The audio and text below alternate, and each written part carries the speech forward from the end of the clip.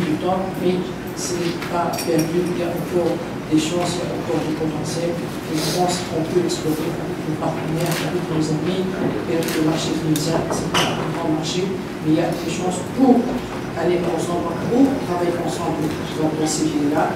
Et Inch'Allah, j'espère bien qu'il y aura la reconstruction de la Libye. Il y a beaucoup de potentiel à faire à la Libye. Vous savez, la Libye, pour nous, c'est la continuité de la Tunisie dans le géographique.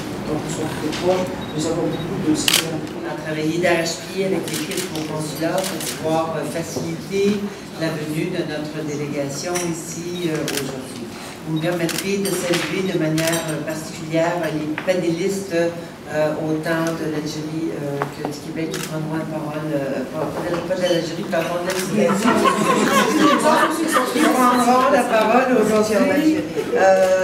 Évidemment, j'aimerais peut-être vous présenter la délégation qui m'accompagne. Vous aurez l'occasion de les découvrir. Je vais commencer par les hommes, parce que oui, nous parlons d'entrepreneuriat féminin, mais nous avons également des hommes avec nous, puisque les hommes sont nos alliés.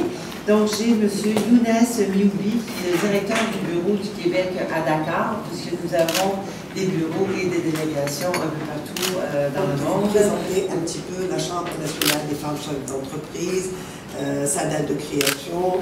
Et là, je vais vous présenter un peu le tissu entrepreneuriat féminin en Tunisie. Les femmes chefs d'entreprise tunisiennes, pionnières dans leur domaine, ont une renommée internationale de sérieux et de compétences, aspirant à être toujours à la hauteur des tâches qui leur sont dévolues. Le monde de l'entreprise, qui a été pour longtemps l'apanage des hommes, a fait l'objet pour sa part d'une approche soigneusement construite, confortée en cela par les aptitudes managériales connues et reconnues de la femme tunisienne. Elles sont en effet aujourd'hui quelques milliers à se battre. Ce ne sont pas des mots en l'air quand je suis émue et honorée d'être parmi vous, parce que c'est la première fois, malgré que je sois maghrébine de naissance et de l'éducation dans mon jeune âge, je suis née au Maroc et j'ai grandi en Algérie. Par contre, je n'avais jamais foulé le sol tunisien. Ne me demandez pas pourquoi. Mais tu gardes le juste accent. Je le garde toujours, oui, tout à fait.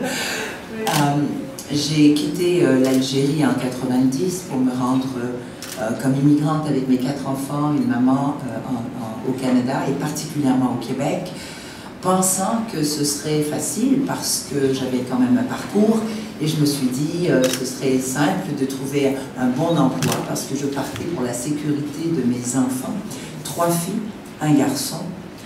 Et finalement, je me suis confrontée à ce que toute personne qui immigre, peu importe où, d'une ville à une autre, d'un village à un autre, aussi simple que cela, on doit se réadapter, on doit réapprendre, on doit se positionner, mais la réalité aussi, c'est qu'on a une famille.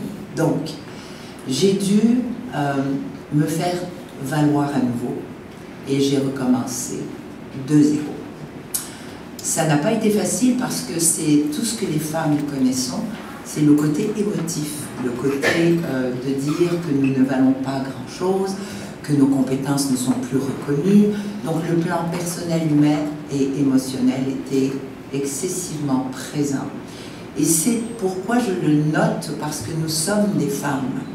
Et je crois que la femme a tendance, un peu trop souvent, à oublier et à accepter, c'est surtout cela, qu'elle est sensible et qu'elle est émotive. À peu près une douzaine de fonds. Donc on parle ici de débentures non garanties, donc c'est des prêts non garantis de liquidité.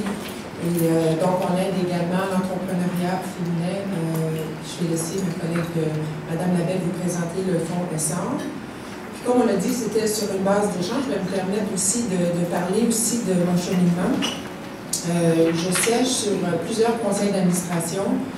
2 me tiennent très à cœur, qui sont des organismes non lucratifs, principalement Centraide du Grand Montréal, qui est membre de United Way.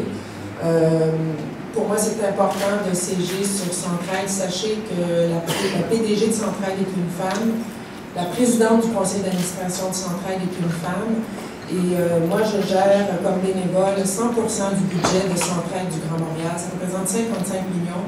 C'est très important d'avoir des femmes présentes dans un organisme de cette envergure, puisqu'il soutient la pauvreté et la lutte à l'exclusion sociale. Donc, c'est quand même un organisme de grande force pour le Grand Montréal.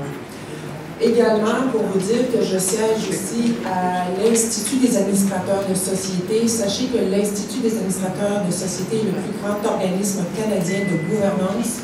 Donc, c'est l'organisme qui gère 100% les conseils d'administration. Donc, je siège au conseil du chapitre du Québec. Et quand je regarde Ensemble pour l'égalité, donc à ce conseil d'administration, nous sommes en pleine parité. J'étais la semaine dernière au conseil d'administration et nous avons élu une femme présidente du conseil. Nous sommes même plus de femmes au conseil que d'hommes. Nous sommes 11 femmes.